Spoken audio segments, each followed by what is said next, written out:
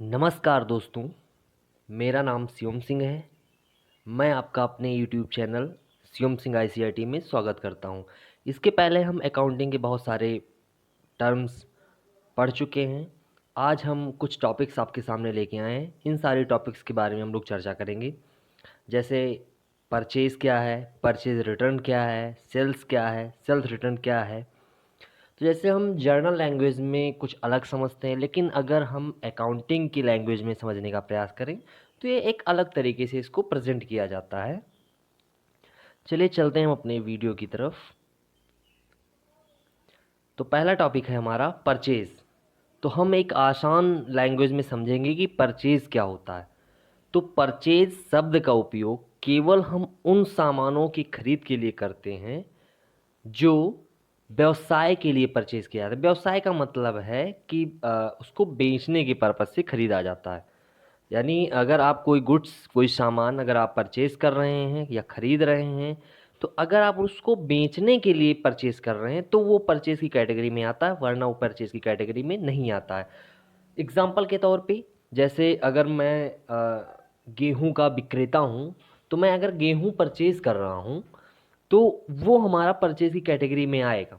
लेकिन अगर मैं उसकी जगह अगर कोई लैपटॉप या कोई बिल्डिंग या मतलब कुछ एसेट्स, अगर फिक्स एसेट्स हम परचेज़ करते हैं, तो वो हमारा इस कैटेगरी में नहीं आता है। यानी अगर हम गुड्स को परचेज़ करेंगे तो वो हमारा इस कैटेगरी में आएगा, और अगर हम कुछ और चीज़ें परचेज़ करते हैं तो हमारा परचेज़ की कैटेगरी में नहीं आता है। तो परचेज़ शब्द का यूज़ हम कहाँ पे करते हैं? जहाँ पे हम गुड्स को परचेज़ करते हैं। अब गुड्स के बारे में इसके पहले वाले वीडियो में हम लोगों ने डिस्कस किया था कि गुड्स क्या होता है। यानी वो वस्तुएँ जो बेचने के पर्पज़ से खरीदी जाती हैं, वो गुड्स कहलाती हैं। अगर आपको डिटेल में जानना है तो आप पीछे वाली वीडियो देख सकते हैं। अगला टॉपिक है हमारा परचेज़ रिटर्न। जैसे अगर मान लिया हम कोई सामान परचेज़ करते हैं, तो ऐसा नहीं होता है कि अपने हमने सामान परचेज़ कर लिया तो हमारा सामान वापस नहीं होगा। अगर मान लिया मैंने सामान कोई ख़रीदा हुआ है और उसमें कोई कमी होती है, या मान लेते हैं कुछ डिफेक्टेड है, तो ऐसे प्रोडक्ट को हमें वापस करना पड़ता है। यानी अगर हम सप्लायर को, जो हमें सप्लाई कर रहा है, उसको हम वापस देते हैं, तो वही हमारा परचेज़ रिटर्न कहलाता है। ठीक है? एग्ज़ाम्पल के तौर पे जैसे मैं समझने का प्रयास करता हूँ, जैसे मैं लैपटॉप का विक्रेता हूँ और हम लैपटॉप बेचते हैं। अगर मान लिया हमने अपने सप्लायर से लैपटॉप मँगवाया, 10 पीस लैपटॉप मँगवाया, अगर उसमें से मान लेते हैं कि 2 पीस डिफेक्टेड है, नहीं चल रहा है, तो वो प्रोडक्ट हमें वापस करना पड़ता है। अगर हम उसे वापस करते हैं तो वो हमारा परचेज़ रिटर्न की कैटेगरी में आता है।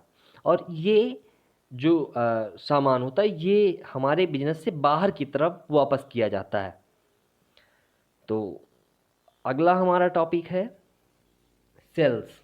अब जैसे मैंने आपको परचेज़ के बारे में बताया कि अगर मान लिया हम कोई गुड्स परचेज़ करते हैं तो वो हमारा परचेज़ की कैटेगरी में आता है, और अगर हम कोई फिक्स एसेट्स या कुछ और वस्तुएं परचेज़ करते हैं तो वो हमारा परचेज़ की कैटेगरी में नहीं आता है।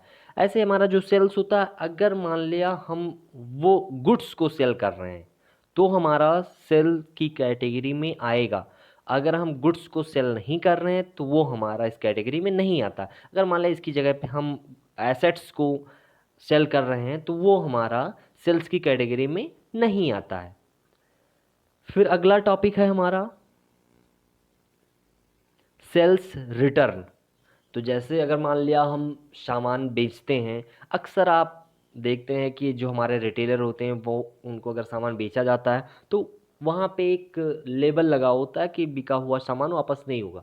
लेकिन एक्चुअल में वो ऐसा उन लोगों के लिए किया जाता है जो बार बार परेशान करने के लिए सामान को वापस लाते हैं। ऐसे बहुत सारे कस्टमर्स होते हैं जो ऐसा करते हैं, सामान को ले जाएंगे फिर से वापस लाएंगे, तो उनके लिए ऐसा लगाया जाता है। लेकिन अगर आप एक बड़े बिजनेसमैन हैं, बिजनेस कर रहे हैं, तो बिजनेस में बिका हुआ सामान वापस आता है।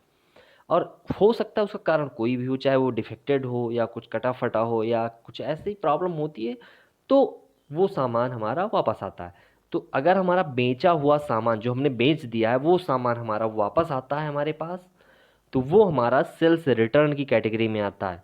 यानी वो सामान या गुड्स, और हाँ, ये गुड्स पे ही अप्लाई होता है। अगर आप मान लिया किसी और एक चीज़ और कि अगर हम लोग कोई एसेट्स सेल करते हैं तो एसेट्स सेल्स नहीं होता। अगर हम कोई भी एसेट्स बेच नहीं सकते हैं, आगे हम जब कुछ ट्रांजैक्शन करेंगे, कुछ एंट्री करेंगे, तो वहाँ पे हम इसको समझने का प्रयास करेंगे। लेकिन आप एक बात समझ के रखें कि जो हमारा एसेट्स होता है उसको हम सेल नहीं कर सकते हैं। जैसे मैं कोई कंप्यूटर लेकर आया हूँ, उस पे मैं अकाउंटिंग करता हूँ अपने बिजनेस का, और उसको हम बेचने के लिए परचेज़ नहीं किए हैं। चूँकि हम अकाउंटिंग के लिए किए हैं तो उसको हम बेच नहीं सकते हैं। अकाउंटिंग का रूल कहता है कि आप अपने एसेट्स को बेचेंगे नहीं।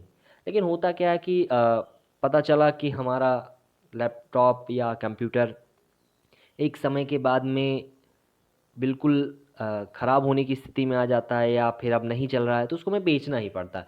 तो बेचते हैं तो वो उसके लिए एडजस्टमेंट एंट्री करके हमें सॉल्व करना होता है, लेकिन वो हमारा ना तो सेल्स की कैटेगरी में आता है, ना ही हमारे उसको कोई रिटर्न की कैटेगरी होती है।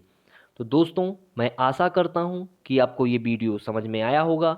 अगर आपको कोई टॉपिक ऐसी है जो नहीं समझ में आई है तो उसके लिए आप कमेंट करके ज़रूर पूछें। और हाँ, वीडियो अगर आपको अच्छी लगी हो तो वीडियो को लाइक करें, कमेंट करें, शेयर करें, वीडियो को लोगों तक पहुंचाएं, और चैनल को सब्सक्राइब करना ना भूलें, बेल आइकन को भी ज़रूर प्रेस करें।